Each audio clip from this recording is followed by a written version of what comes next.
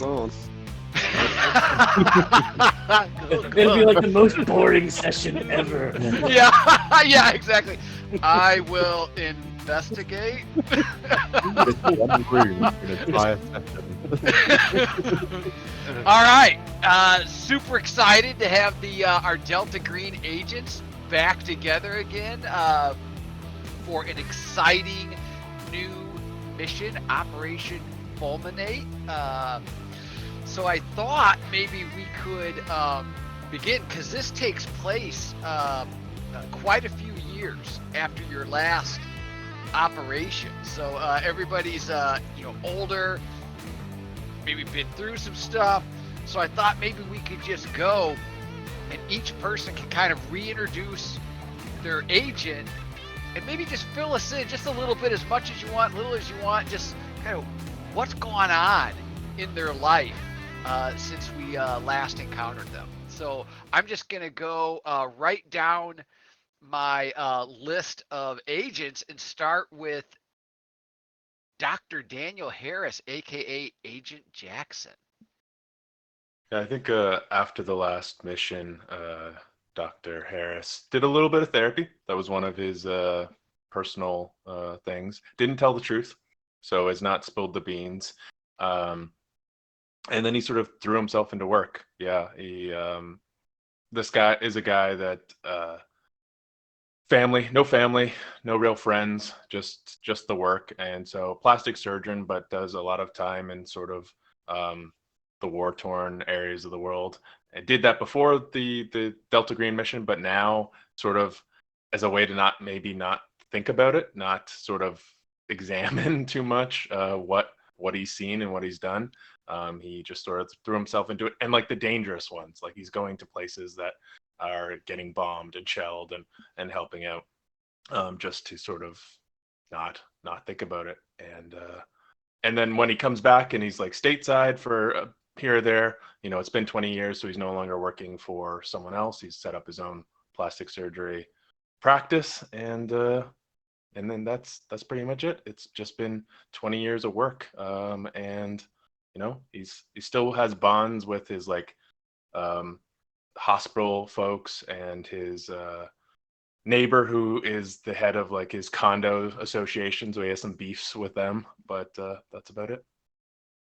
Very cool. Yeah, and maybe that'd be great if people could kind of update us too, if something has changed with any of your bonds as well.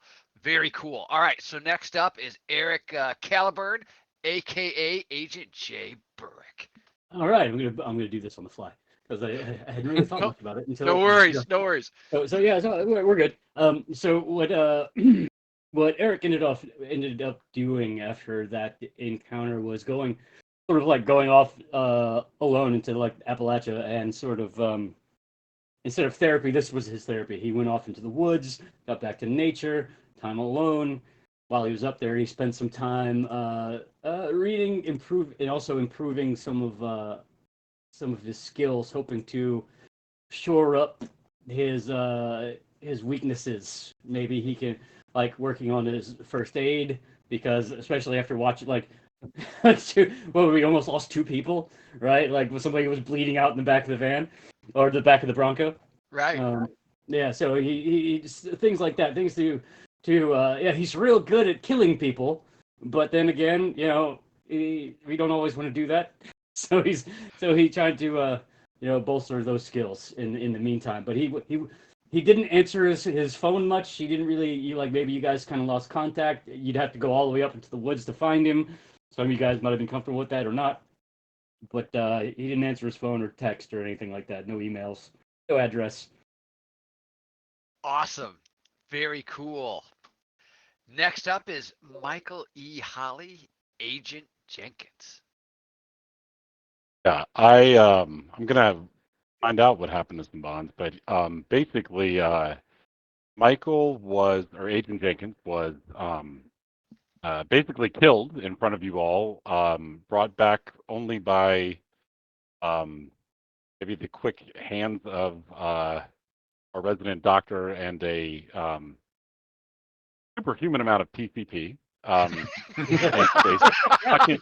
sucking, for those who may not remember. I forgot about that.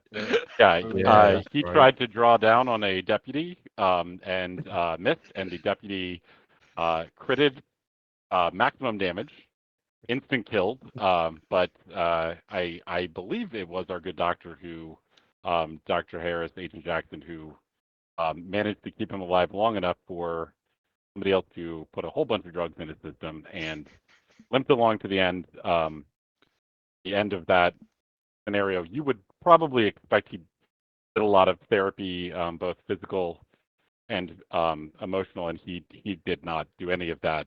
Permanently damaged from this, and just went completely all in, 100% pursuing, trying to find out everything he can about the unnatural.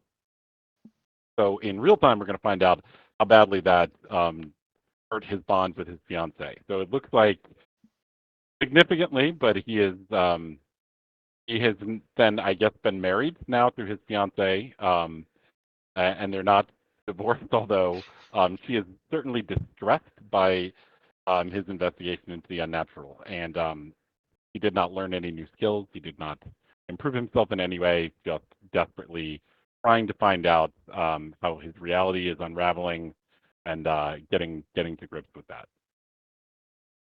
Very cool, very cool. Thank you. Then we have Peter Howe, Agent Jubilee. Yeah, Agent Jubilee has come back. He heard the boys were getting back together for an mission, so he decided to come out of retirement to come back into this for another go at it.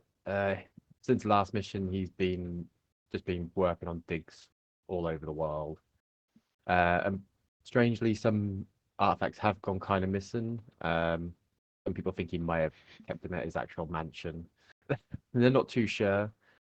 But yeah, his bond with his boss, Tony White, is a bit strained because some artifacts have been gone missing. And then when he got the call that everyone was coming back together, he's like, "Yes, definitely need to do this again." So he chartered the first flight back to Delta Green. Got to do it again. Yeah. The last mission you guys were all together was just so much fun.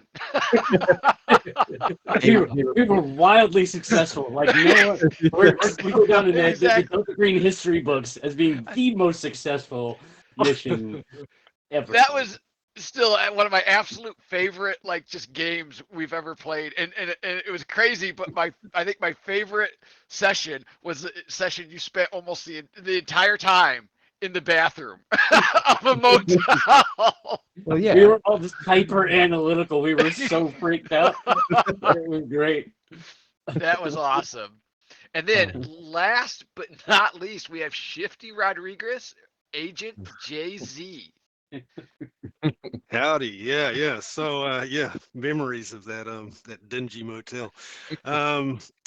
Yeah, so my already on edge agent, Shifty Rodriguez, has had 20 years of sleepless nights, interspersed with Groversville tainted nightmares, several hard knocks, including the loss of his father, who was actually kind of everything for him. So he's and it was all about not letting his dad down, so kind of lost a bit of purpose there. Yeah, lots of frustrated days of enforced desk work. A lot of desk work, so with the FBI connection, like a lot of going over the paperwork, kind of soul destroying stuff. And then the back to nature, the long sabbatical in the desert. So just went off for a while, firing guns at cactuses, exploring the spiritual side of his Mexican culture, Catholicism thrown in, drinking tequila, researching UFOs, Yeah, so he's alien sightings. He's getting more on edge than he was, and he's going to be up for this operation absolutely. Vamos amigos, and let's there's been a bit of therapy in there, but that's on the quiet. He does have a therapist, Sopranos style sort of long-term addiction. Yeah, cool. Very cool. Ready for the mission.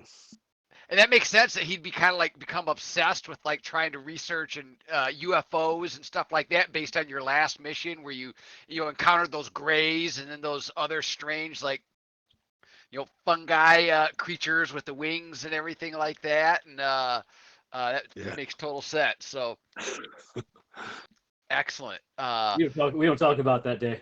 Yeah, no, yeah. We don't talk about that day at all. That was a You bad guys day. all get together and just like there's just absolutely no conversation, like it never even happened. I just pretend like I didn't get dominated by an alien hive mind or anything. Yeah. Yeah, that's right. Yeah. Never happened. Everybody's just paranoid, like watching you, just waiting for you to turn on the group.